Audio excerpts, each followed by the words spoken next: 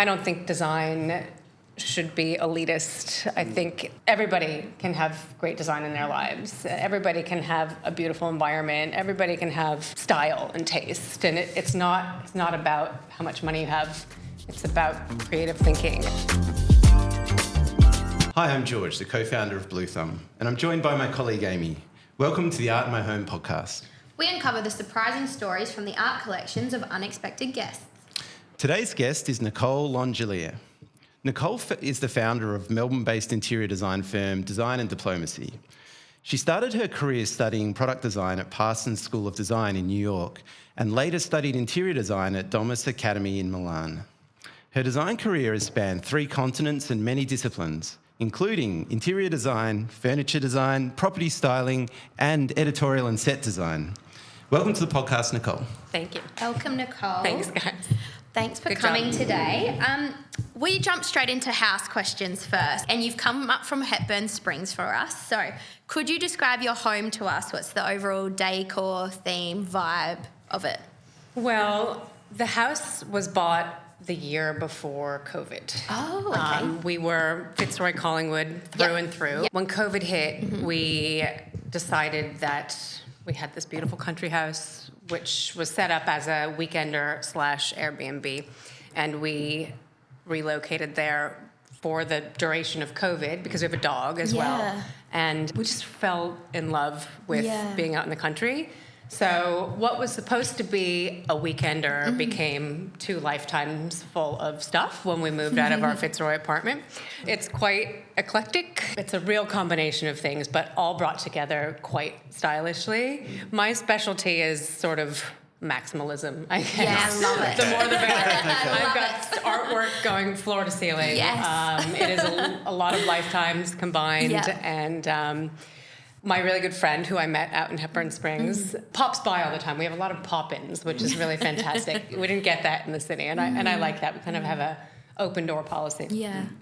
But she said to me one time she was over, she said, "Your house is so warm and welcoming." And I was like, that's the nicest thing anybody's ever said to me. Yeah. Does that answer your question? Yeah, I mean, I for didn't really give you an sure. aesthetic picture. No, you do though, because you said maximalism and I love it. Are there any pictures online? Has it been written up at all Yes. at your place? Yes, it's online. Dylan Lark, who's a really fantastic interiors photographer, has shot it for us.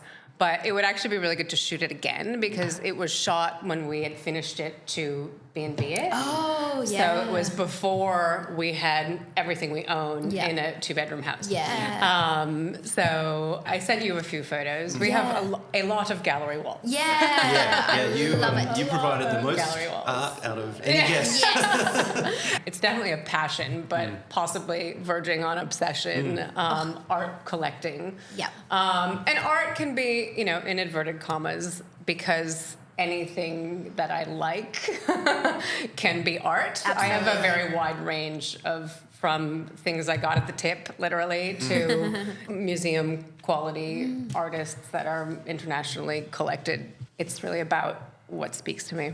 Absolutely. I love that. And the house itself, when was it built? Is it sort of a federation? It is a Victorian weatherboard. It's a beautiful little piece of land that's butting up against the gully. It's quite private, and we have a nice little yard. It's a really fantastic little place. But when we got it in 2019, it was a very hodgepodgey mess. But as my husband, who's also my business partner, likes to say, I went into the house and he went under the house. And we said, okay, we can work with this.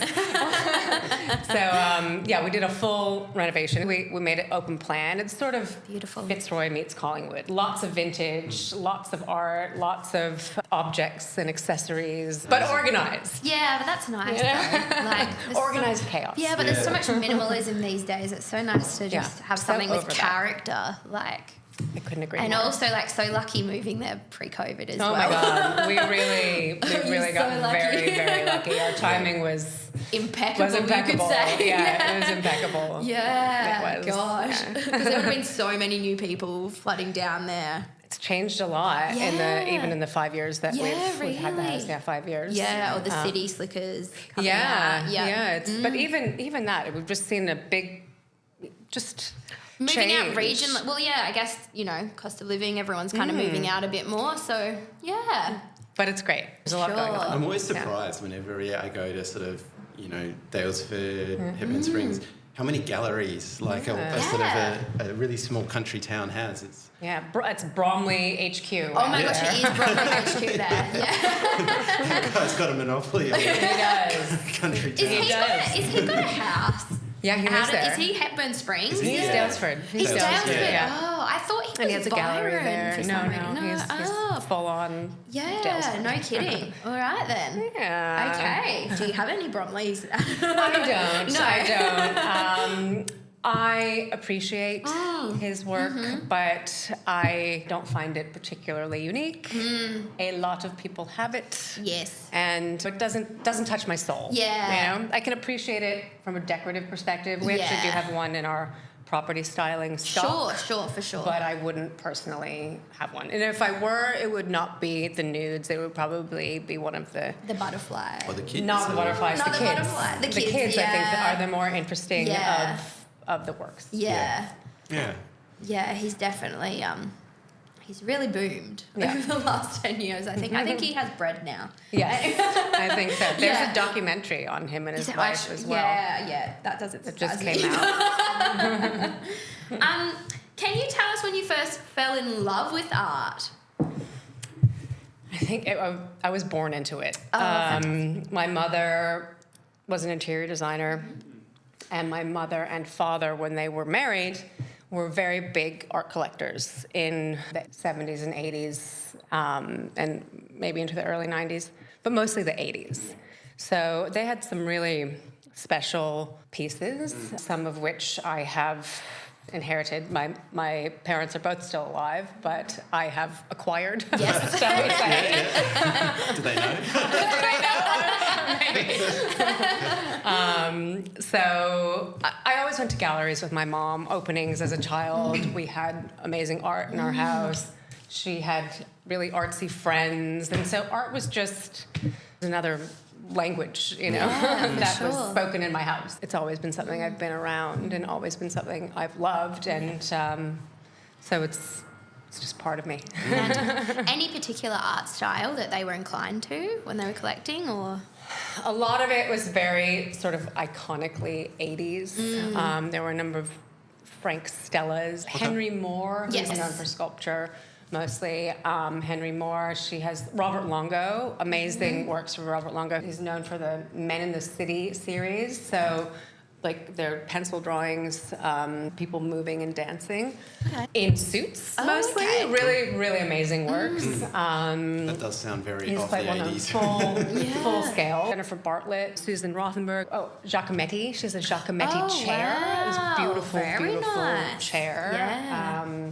And then some sculptures, just some local artists. She also collected things. She collected late into life. Yeah. And like me, it didn't have to be somebody of note or fame. Yeah, for sure. She could go into a country town and buy a piece of art from a cafe, and it would be, hung next to her Stellas.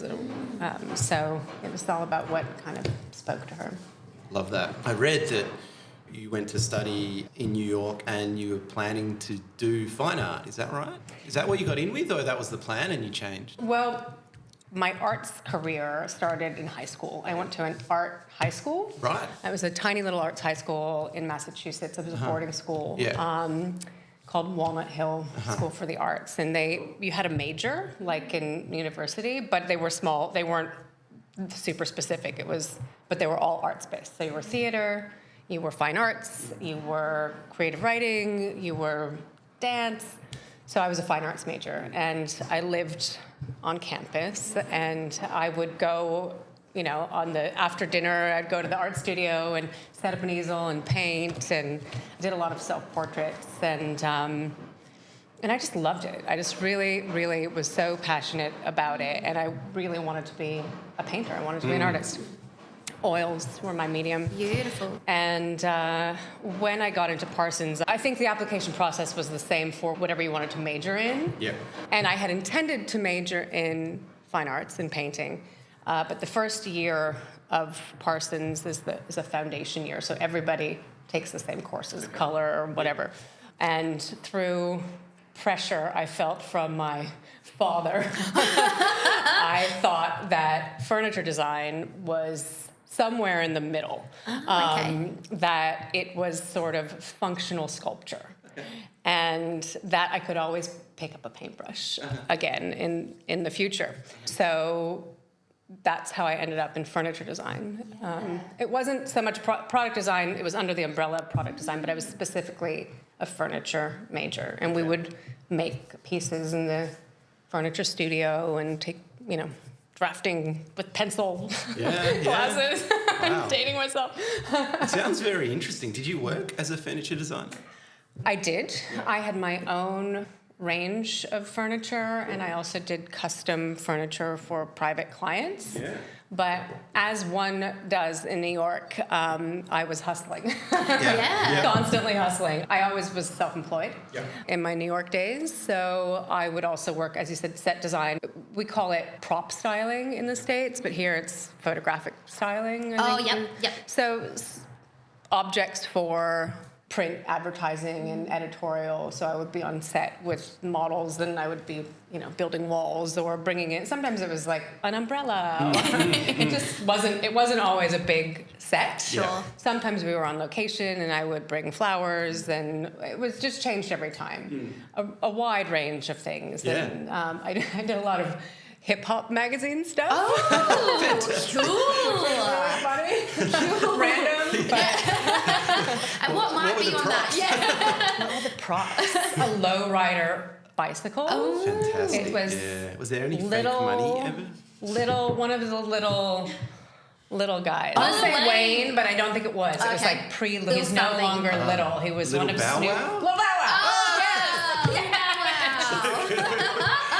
I remember his breakout hit. So I got this super low rider bike, Yes, because bicycle. he probably couldn't drive He was quite legally. small back then. Yes. So that was one thing I That's did. so And- funny. Right. So that it a was film random. clip? What's that? Was that a film clip? No, Or it wasn't like a film magazine clip. shoot? It was a magazine shoot, yeah. Oh, that's I did film clips as well fantastic. and Yeah. other things, but it was a very wide range Yeah. of stuff, but Yeah. it kept things interesting. Yeah, yeah. But I would do private client work, and I had this range of sofas. It was called the Easy Rider Yes. range. Yes, You saw that? I read about that, That yeah. started from, it was my senior thesis project at Parsons, and then I expanded on it, and eventually got picked up by a very small Italian manufacturer. But I just had to expand my repertoire because, New York's expensive. Of course. Multi-talented, for sure. But it was fun times. Yeah.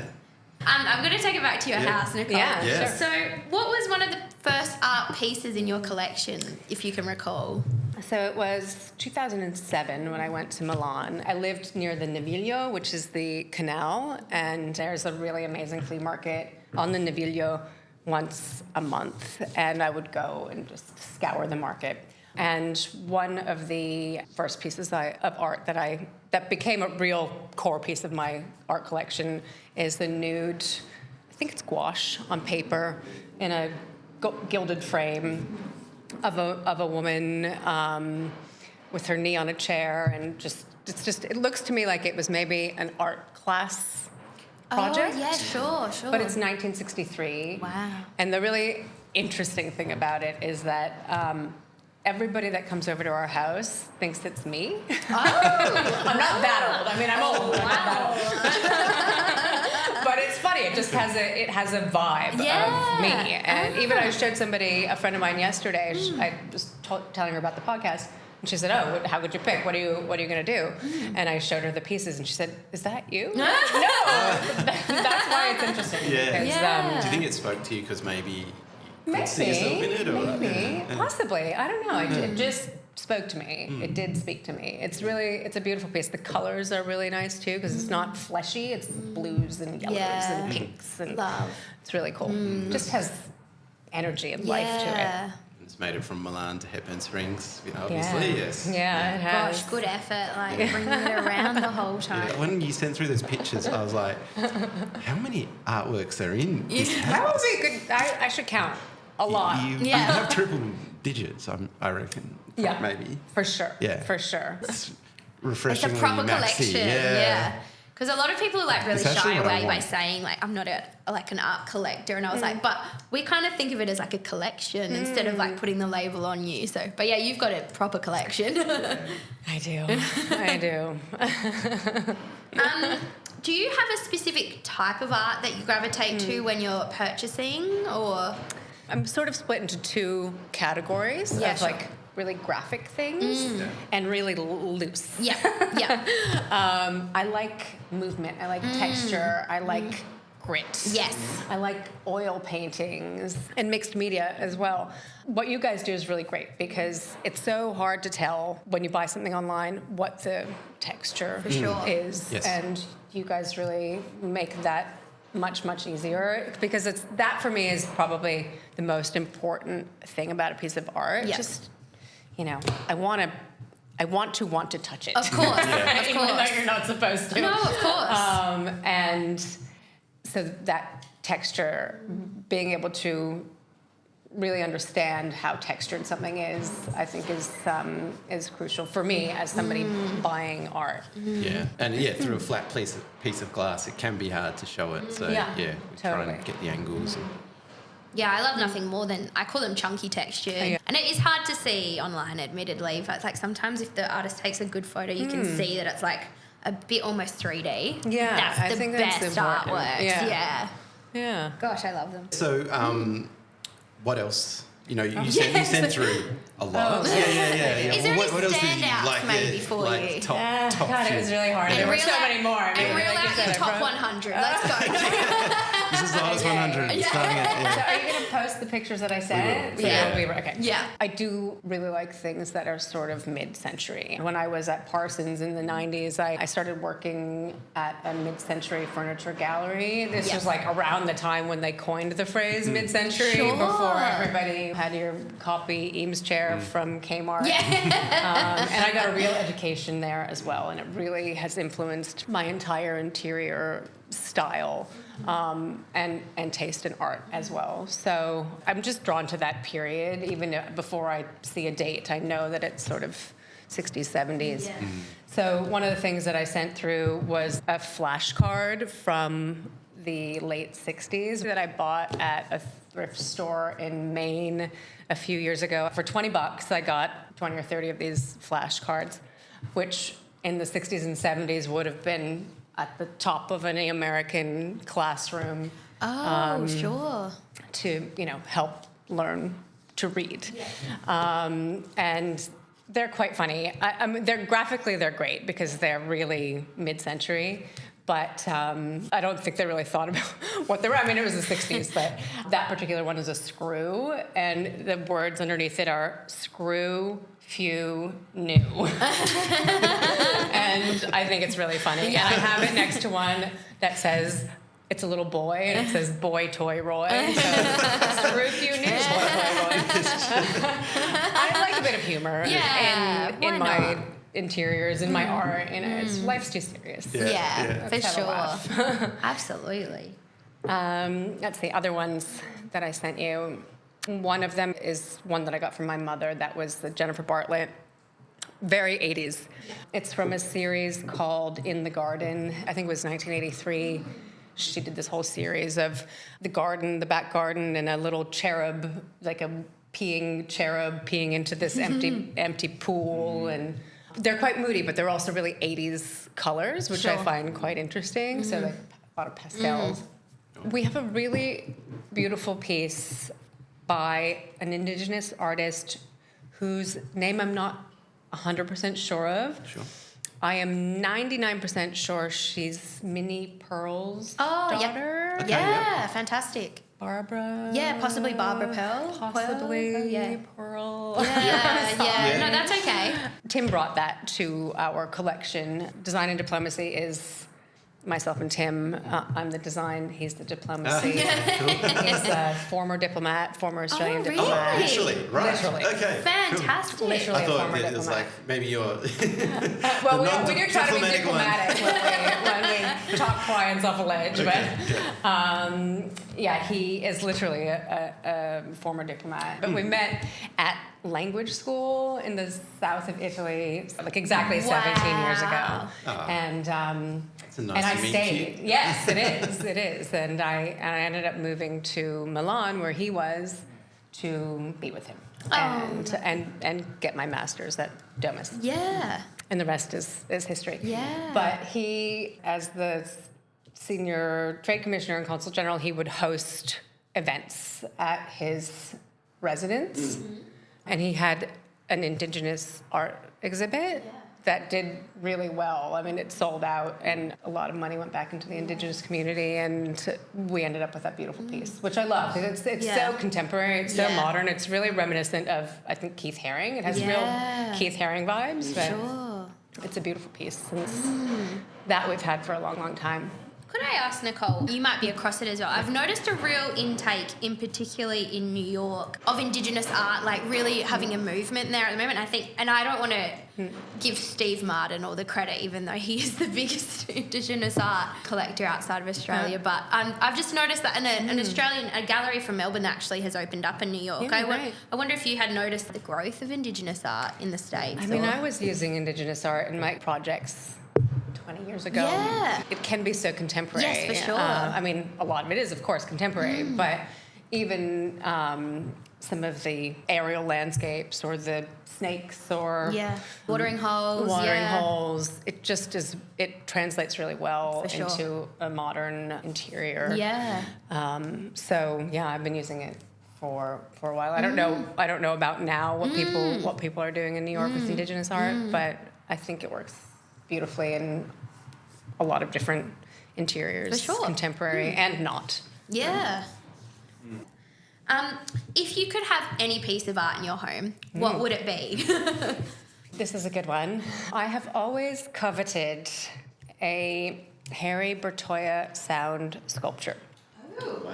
Harry Bertoia is best known for his mid-century furniture. Mm-hmm. He designed the diamond chair. He's probably best known for the diamond chair. There are a lot of copies of his work that you would see cheaply around now, but he did really beautiful work. So he did a series of sculptures called sound sculptures that made sounds, and they were all different sizes, but mostly quite large, and you could just touch them, strum them, and they would bang around and ding and make these really amazing sounds that just resonated through the space. And they're beautiful to look at, and they're just the coolest thing. So that would be what I would put on the top of my wish list. Yeah.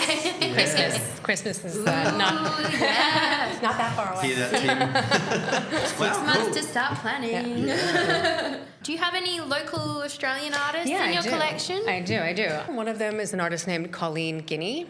I met Colleen probably 10 years ago, and I have been following her career and her work ever since, and I've bought a number of pieces from her. She's a mixed media artist that has a lot of energy in her work. Sure. Her work has changed quite a bit over the 10 years that I've been collecting her. It used to be a little bit gutsier, now it's a little bit softer, but really quite beautiful work.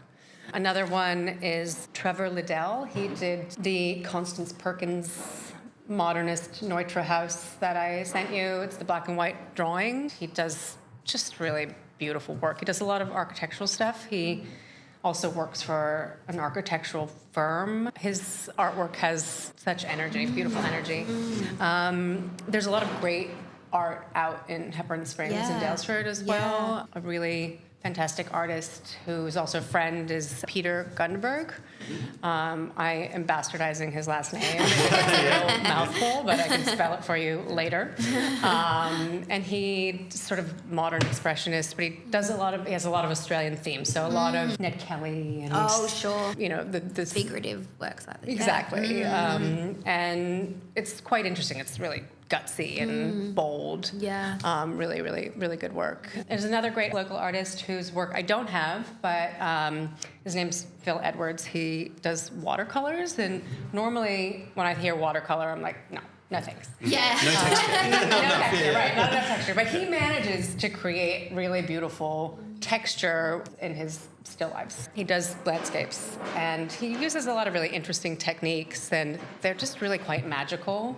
So yeah, we've got a lot of great talent out in the Dalesford area as well. But yeah, I mean, Australians make some great art. The concentration for how small it is out there versus art sounds like it's a nice place for someone like you to be. Okay. Are you picking up the paintbrush anytime soon? Well, you're sure? Well, I think the short answer is yes. Yeah, cool.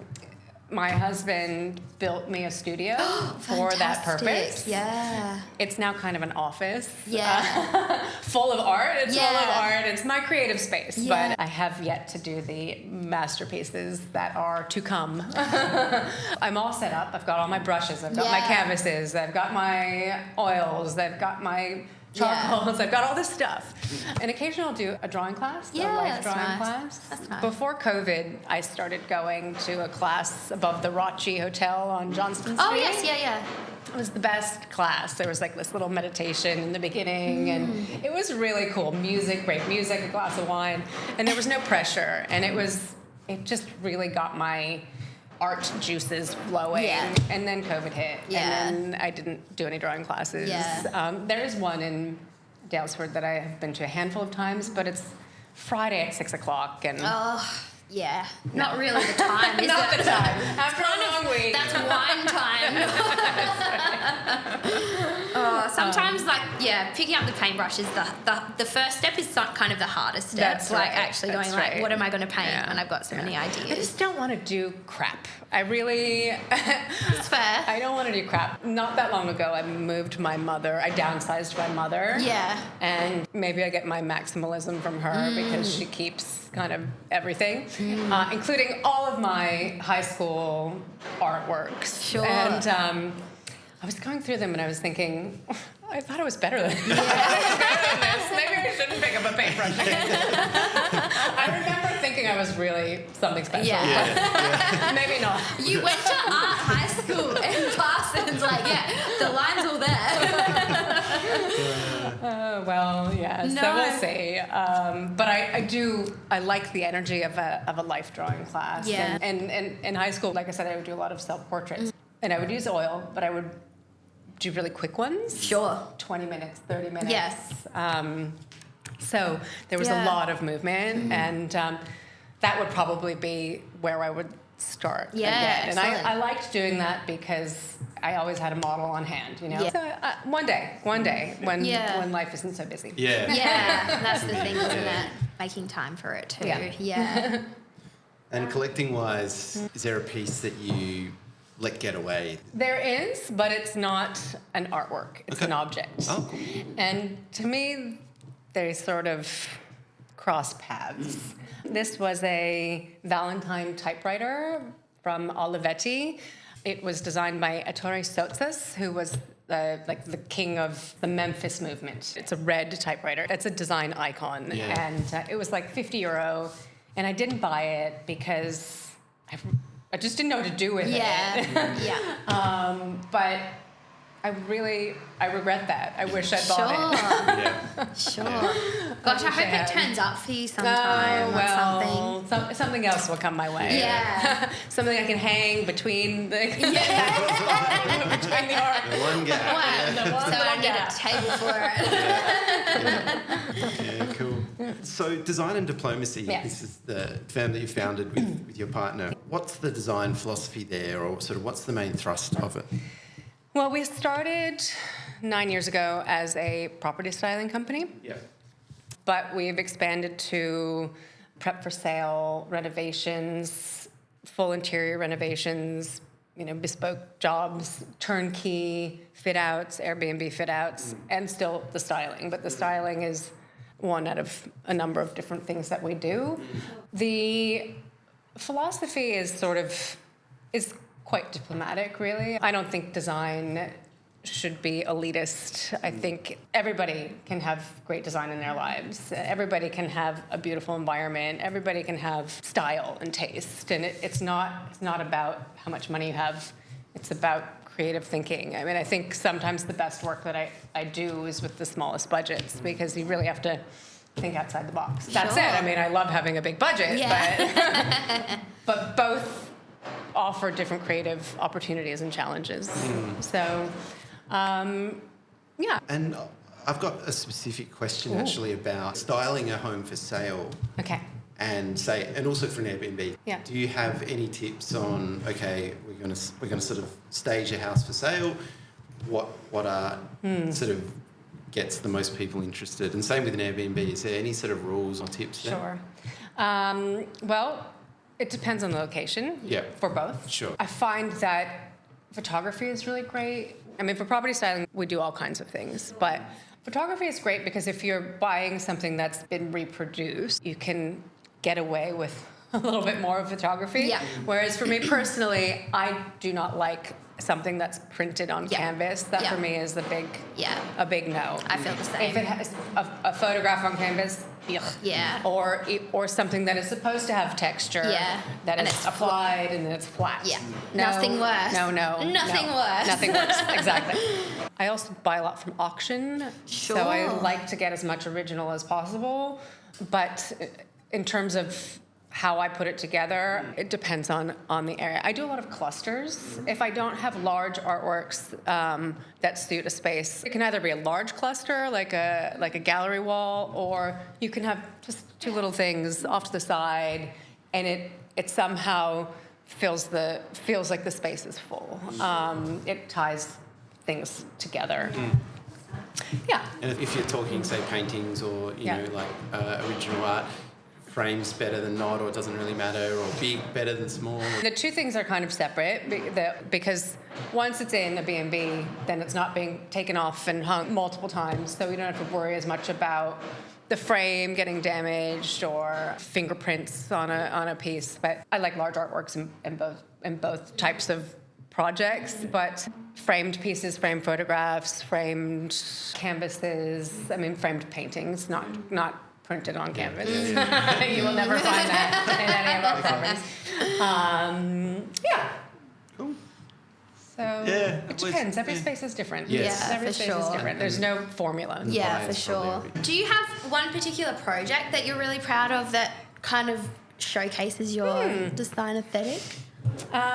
We finished one. It's been about a year now that we finished it. We do a lot in Fitzroy. We do a lot of warehouse conversions. Sure. Many.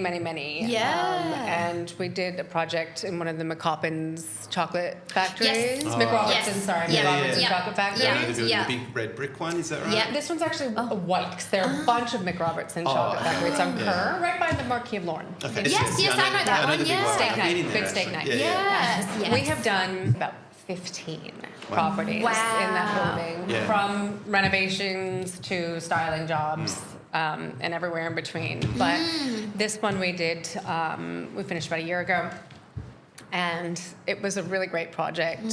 It's going to be on Dream Homes Revealed coming up. I like that show. I watched that show. I like that. Amazing.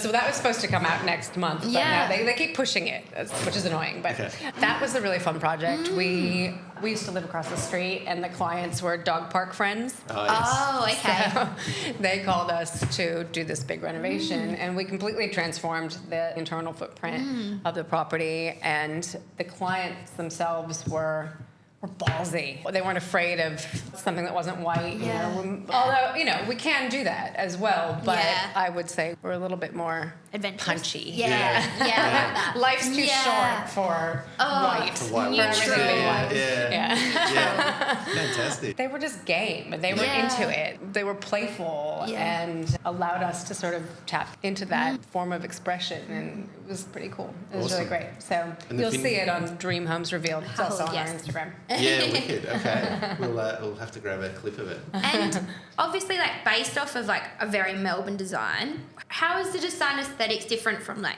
New York, Milan, Melbourne now? Like, how's it kind of changed per city for you, or is there very similar, you know, aesthetics that carry across the three? It's hard to say because I've been out of the States for a long time, and I think the world is totally different, and it's hard to compare sort of pre-iPhone world and post-iPhone world. So it is just very hard to say because when I left New York in 2007, I had a BlackBerry. Yeah. True. I didn't have a Facebook account. Yeah, There was no true. Instagram. There was no Instagram, Yeah. so it was like a totally different world. Yeah. It's also been quite a long time. Yeah. But Australian designers are really cutting edge. I mean, I think there's some really amazing stuff that comes out of this country, and I'm proud to live here. Okay, how about a warehouse conversion? Well, I guess warehouses are in New York though too, so it's This is like, true. so that's quite an interesting one. Like, I'll tell you what, the yeah. furniture in America Yeah. is huge. like oversized stuff. Everything is massive. Really? Do you know, off the back of that though, we had a designer last week, Lauren Lee, who was going on about Australians having obnoxiously large kitchens and like kitchen benches. So Interesting. You know, like that's see that. very pretty Australian, I think. That is true. There are. We love a bench. And why not? I mean, it's a very social space. I think this goes across continents, but the kitchen is the heart of the home. True. And people gather in the kitchen, and people have a lot fewer formal meals Yeah, these we don't days. do formal dining rooms as Right. much. Yeah. In my house, we have a dining table. We have Yeah. a beautiful vintage dining Yeah. table.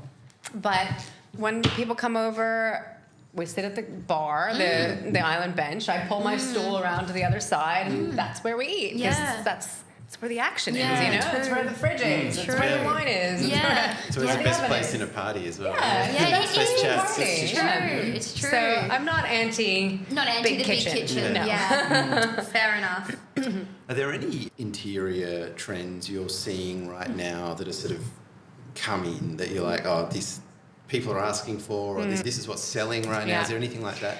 I'm anti-trend. Not to say it doesn't filter into my world, but trends feel disposable to me. And I just went to the decor and design fair last week, and it's like everybody's doing the same stuff. Yeah.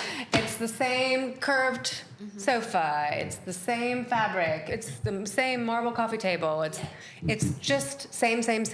And there is nothing less inspiring than everything being the same in my world. So I try to sort of cherry pick things. I want something that's going to stand the test of time. Yeah. I want to love it in 10 years. Yeah, Yeah. for sure.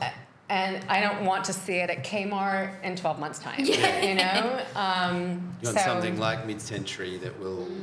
Good design is good design. Good design is good design. I Yeah. want something that's going to last. And, you know, you don't always know, but I have a theory for how to use trends. If you really want to indulge in a trend, I call it my little black dress theory. Yeah. So you have good foundation, like a bed or a sofa, and then you can bring in those trends, the velvet, the boucle, the whatever, in small bits. You don't have to, you know, reinvent the wheel and change your furniture over to suit the trends, which change every, 6 months to a year. So I think, I'm a bit of a purist.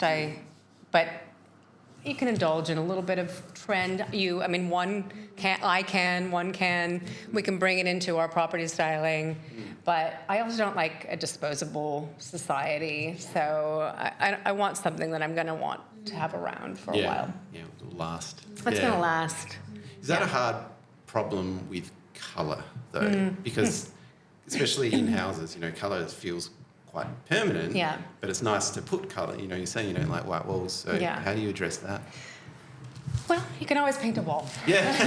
You can always paint a wall. I It's not love that big of a deal. You know, it's not like a piece of furniture not for that you're going to life. put out on. It's not for life. Yeah. I think you've got to take some risks. Yeah. Not everything is going to be perfect. Yeah. Not everything is going to work. Yeah.